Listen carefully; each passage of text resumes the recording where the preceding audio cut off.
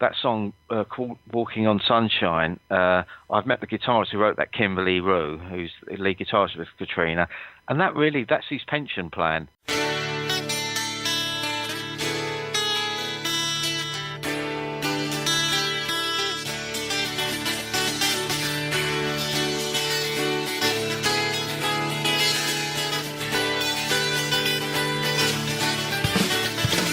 Welcome to the Better Each Day podcast radio show with Bruce Hilliard. Today and every day, reaching out for innovative ideas in every way.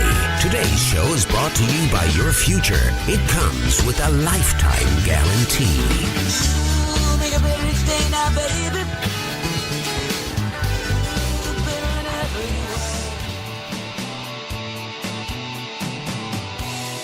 Not too good when you're forced to confess.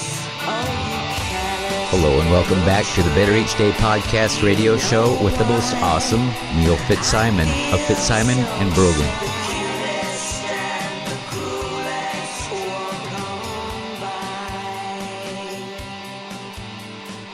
Thank you. And you've been at this, I was going to ask your age, but, and we've already had a guy chat that we shouldn't have about falling in love with women and stuff like that. So right. I guess, the public knows that guys can talk about that openly. But yeah. How old are you? Well, I was born in 1983. You're young. And you know about analog recording those. That's funny. I have a TAC 4-track right here sitting in front of me right now that you kind of have to operate manually because the pinch roller motor doesn't work, and you have to punch it up with your thumb, but it still plays, and I still use it. A bit. That's what when we got our record deal. That's what we were using. We were using an 8-track Fostex. Yeah. When we did that, and we got signed with another guitarist who was really, really good, but let's just say a little bit odd. And he got signed with us. That's the best way to describe it. He was, but we used to work like devils to get that record deal. I used to write a song during the week. He would come up at the weekend and stay at our place. We would work all over that weekend and most probably get 2 songs completed. He would take them back, mix them, and then we would send them out to record companies that week. And then I would be writing another one for the following weekend. So I think that's what. And we were just using a Fostex, and luckily, after about 6 months of doing this, we got signed just on the strength of the songs. Really, they'd never met us when they decided they wanted to sign us. You end up being a promoter rather than a songwriter. Yeah, you do. Well, actually, I've got to admit that I got one of my friends, another musician who's a drummer, who really believed in our stuff.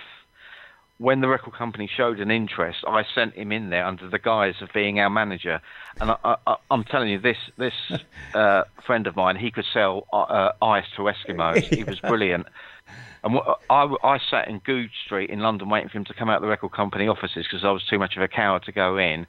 And he came out and he looked all bemused. I said, "How did it go?" He said, "I think they want to sign you." No way. And then 2 weeks later, I was having a barbecue at my mum and dad's house. They were away on holiday, and the phone went, and I'd created a bit of a thing that we wanted all of our music back because they weren't making a decision, which was a bit of a cheat, but I thought I'd go for it. And anyway, on the Saturday night, they panicked and they phoned and said, "Look, we're going to offer you a deal and everything." And then the following day, they offered us money as well. So it was quite unbelievable. Wow. So you've been at this for years, and how long do you think it'll take before you're an overnight sensation? Yeah, I know, exactly. That's what makes me laugh. Yeah, because what people tend to forget about the Beatles as well is that they've been slogging at it for about 4 or 5 years, like in Hamburg and doing stuff like that. Yeah, I mean, we've done the live thing now, and I don't, I wouldn't want to do that again. I was never happy with it. Much happier in the studio working there. It would be just great. I mean, what we really hoping for is to get one of our songs in a big film, because I've met people who've done that and they have made a fortune out of it. I worked with a keyboard player who had a song in that film Trainspotting. I don't know if you've ever heard of it. It's quite a big film in this country, and he earned £1 million £100 out of that. Wow. Which he's now managed to get. He's now managed to blow it. But so yeah, I think that's the holy grail now for a lot of musicians, is to get your film to get your song in a Hollywood film that gets. I mean, because that song called "Walking on Sunshine." I've met the guitarist who wrote that, Kimberly Rue, who's the lead guitarist with Katrina, and that's his pension plan. Wow. That song. One song. Yeah, he calls it, because I was talking to him in Pat, My Little Earner. He calls that. A what? Yeah, that's like in English, like if you can earn a bit of money on the side, you call it, that's a little earner. And of course, for that song, it's there now. It's been used in so many TV and films and everything that he's most probably got royalties coming in all through the year. Wow, it is a great song. I call it a dance like nobody's watching type song. It's just. It is, yeah. Crazy song. That's what got me into Pat Collier when I heard that, because again, it's like, I think he's done that with our stuff to a certain extent. He gets like the vibrancy and the energy out of you when you're in a studio. How is that done? That is magic pixie dust stuff there. Yeah.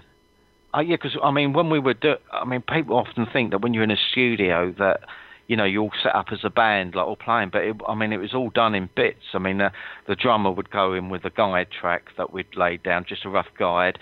He would go and do the drum track over that. Then the bass player would go in and do his bits, and then I'd go and do the rhythm guitar. And, you know, basically we're just sitting down on chairs in the studio doing it. So I don't know how he manages to draw that out of us, because it's not that glamorous at all. Then Trudy, when Trudy actually went to do her vocals, we all had to leave, because he liked to just have the singer there with him, and he turned the lights down in the studio to get a nice atmosphere. And then we went to like the canteen at his studios and went and had a meal while she was doing her vocals. But it was a lovely, relaxed atmosphere he got, and I think that generated that energy. It never comes across to the listener just what environment you're in when you're performing in the studio. So you're really drawing from deep within. You could be recording in an apartment, in a phone booth, whatever. Do they even have phone booths anymore over there? I don't know. You guys call them... Yeah, we've got a few, yeah. You call them a different name, I think. Yeah, a telephone box. A telephone box. Yeah.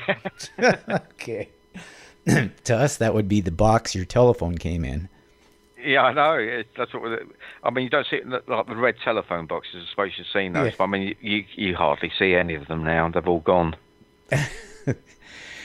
Your songs stand on their own. I mean, if you only had one of the songs, I mean, it's all a perfect demo, really. They all shine. How do you do that? Thank you. Yeah. Wow, a lot of work. Well, yeah, I think that's one thing. That I liked. I mean, like people like Bowie, the Beatles, and Elvis Costello, they could all write different type of songs. And I think I remember something that Costello said early, you know, like in his career, and he said the last thing I want to do is keep on writing the same song and seeing it disappearing in ever decreasing circles. And I thought that's a really good thing. So that's what we tried to do. The record company. You know, sometimes they say, well, you know, it's hard. What box do we put you in? But I didn't particularly want to be in a box. I just wanted to do good pop music, you know, like pop rock music. Apparently now they've got this new phrase for it, because we've had some great reviews this week online. I mean, if you want, I could always send them to you. Sure. Different magazines, and they're calling it dream pop now. Would you believe? Indie dream pop. Which it sounds quite good actually, but that's what I've always wanted to do. Just not, I mean, because you know you've got a song there like "The Wounds Are Healing Now," and then you've got "The God-Given Right." I mean, and they are not like happy bedfellows, those two. But I think I don't want to listen to 11 songs all the same. I mean, I could go and buy a Status Quo album and do that. So, but I don't want to do that. "Girl in the Gilded Cage." That's a cool song, and I call that a choir of bees in there. Just, all of a sudden it just breaks out, and then, wow, did you study Baroque music or something? Some contrapuntal, it's all over the place.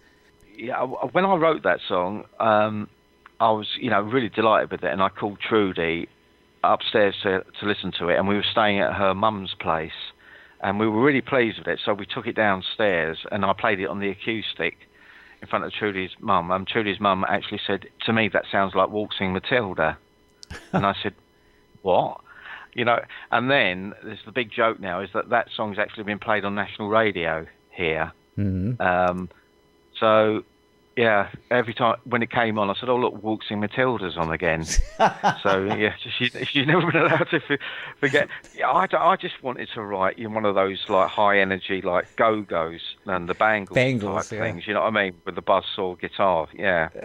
And I also, I don't know if you've heard, on that, I actually stole the riff from Pretty Vacant by the Sex Pistols, the opening guitar riff, and had that running through the track as well. It sounds familiar, but I didn't put it together. But Waltzing Matilda, I like that. That's a new title. Yeah. I know. It's somewhat like, diffuse the jubilation that we were thinking about that song. But then when I played it to the rest of the band, they absolutely loved it. And, it went on from there. And that was like an obvious choice, really, to put on the album.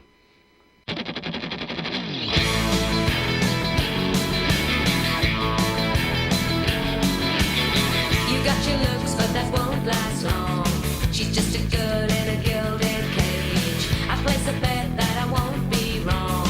She's just a girl in a gilded cage. She tried to break the code of love. She tried to break the code of love. Tainted. Yeah, she was tainted. Tainted. She's just a girl gilded cage. Somehow that dress looks out of place. She's just a girl in a gilded cage. Time casts a shadow upon her face. She's just a girl in a gilded cage. She tried to break the code of love. She tried to break the code of love. Tainted. Yeah, she was tainted. Tainted.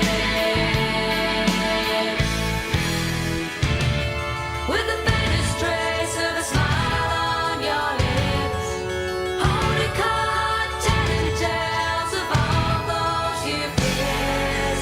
They don't exist, and she was tainted. Yes, she was tainted, tainted.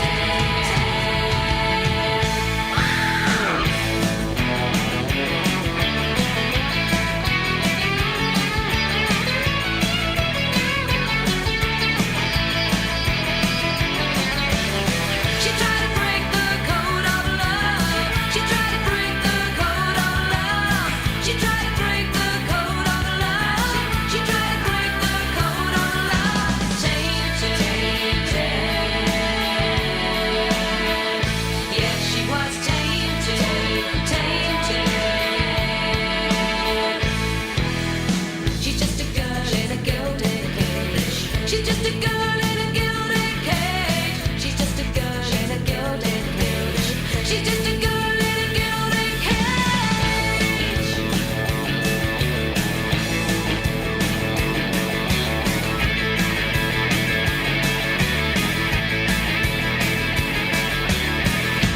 cage. It's pretty awesome.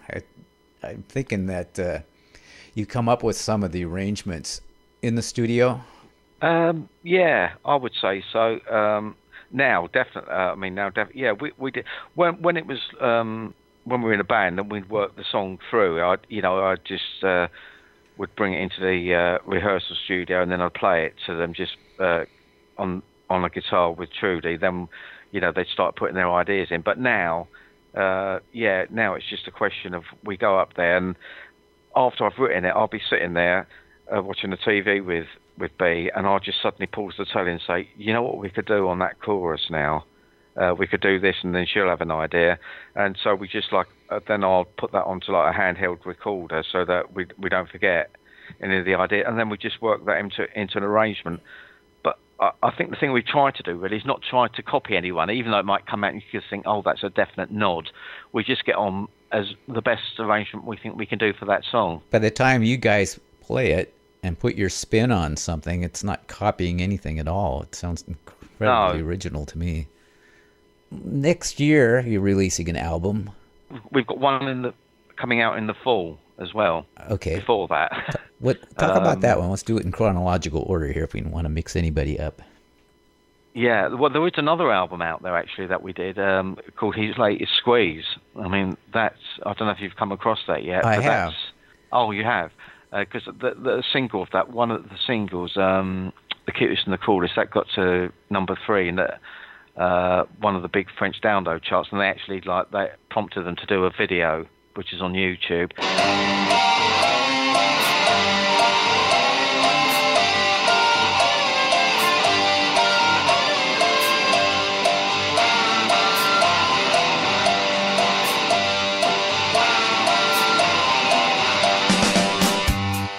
If you turn the clock back 5 minutes or 5 years, who cares? And even if some actress reminds you of me, then that's too bad. You gave me away for the sake of an idea. But what it was of that, I'm not too clear. Oh, you careless little trick. You know why I feel so sad. The cutest and the cruelest walk on by.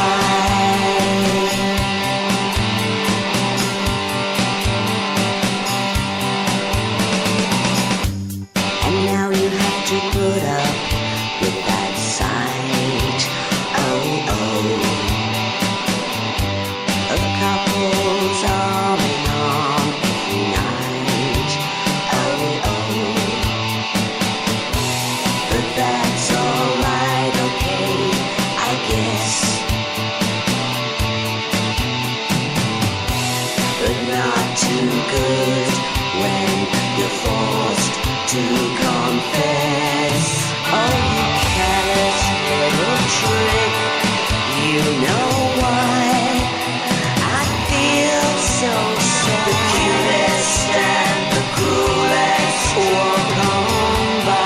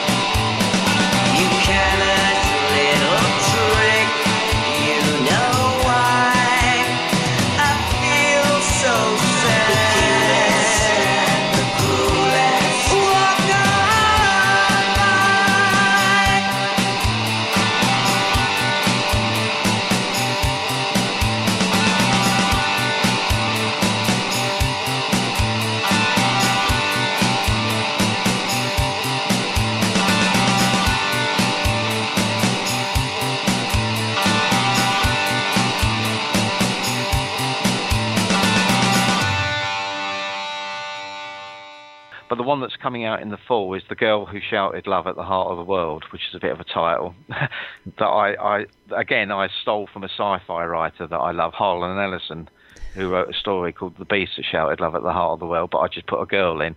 So that and that's coming out in the fall, and that's 14 tracks on that, and that's again produced by Pat Collier.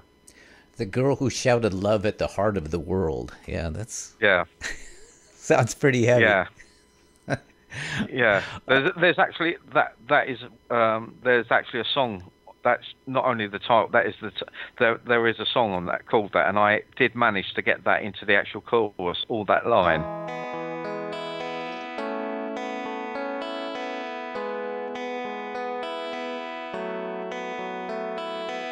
She kept the faith, she made time to show me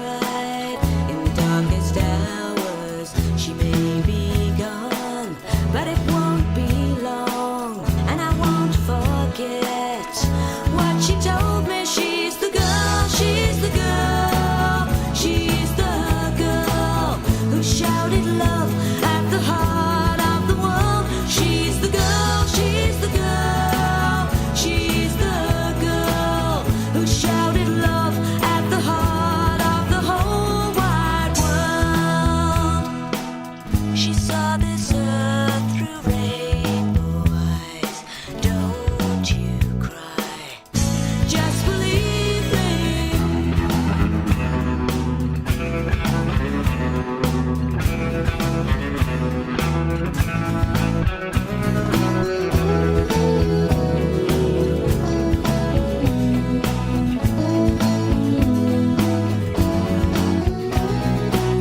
The sky above was sapphire blue.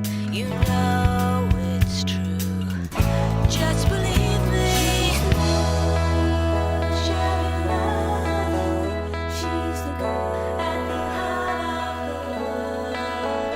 She's the girl, she's the girl, she's the girl who shouted love at the heart of the world. She's the girl, she's the girl, she's the girl who shouted love at the heart of the whole wide world. So you recorded in Abbey Road studio. Yeah. What is that like? I've seen pictures. Of Well, course, I've heard what it sounds like, and apparently you can do anything there. So it must have some magic going on. Yeah, I wish I could say I'd recorded in like number 2 studio, which was the Beatles, but I did get to go in there actually with one of the EMI engineers, because our producer went down with us, and I met him there, and we did some stuff down there, and then I got the tour of, and I stood in Studio 2, and I walked up those steps where George Martin used to sit, which is like, that was such a weird moment. Yeah, it really. And then, but the weird thing about EMI, it's like stepping back into a time warp, because when you go in there, all the engineers are wearing white coats with like EMI on them, and it's so like English and like stuffy when you go in there, and then you go into the canteen at lunchtime and everything. But you know, there's all like these boffin, like scientist people walking around. So, but I was really proud to come out of there that day with an Abbey Road with like the traffic lights, you know, the Abbey Road crossing, on the actual thing that I'd done that day of our recording, which I've kept to prove that I was there. Well, you'd have to do that, but you want one of those lab coats that say EMI on. Yeah, that's right. Yeah, it was really. And when you go there, you go to reception, and then someone is sent down to collect you and take you up there, because it's quite a big complex, Abbey Road, when you get into it. But just the thought of when I was walking up those steps that day, you know, I actually made sure that I crossed over on that crossing, and then went up the steps in there. It was just, I thought, I just do not believe this. Well, so it was great, yeah. You have to do that, and you can go ahead and enhance your story with whatever you want. I mean, you don't have to be honest like you were just now.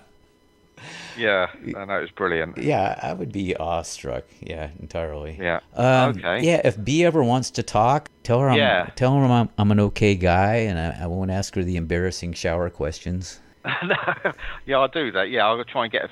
I mean, if in the meantime, I'll send you a couple of tasters, just you. I won't put them out on the net yet of the next album. That's coming out. Okay. But put about 4 tracks on there, because you've been so, like, you know, supportive of us, which is great. And if you want, I can send you those interviews that Michael's put up this week. I mean, they're going absolutely mad on it, these reviews. It's, I mean, it's, you know, we got 3 yesterday that was like, I couldn't have written them better myself, to be quite honest. You know, could your mom have written it better? I know, Mom. Yeah, it was unbelievable. But I'll send those and a few more of the tracks if you want, and perhaps we could talk again when the next album comes out. That's what I'm thinking. I'll come back and bug you. Yeah, no, that'd be great. Okay, well, yeah. Really brilliant, Bruce.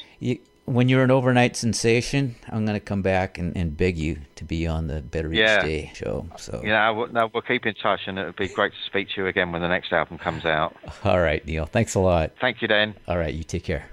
Right, and you. Bye. Bye-bye.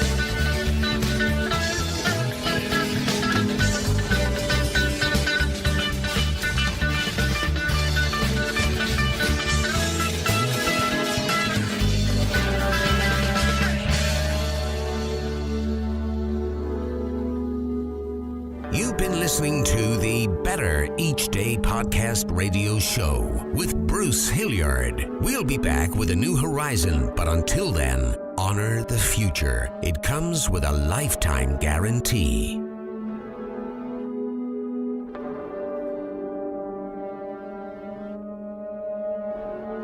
And we're all just trying to make the next day a bit better.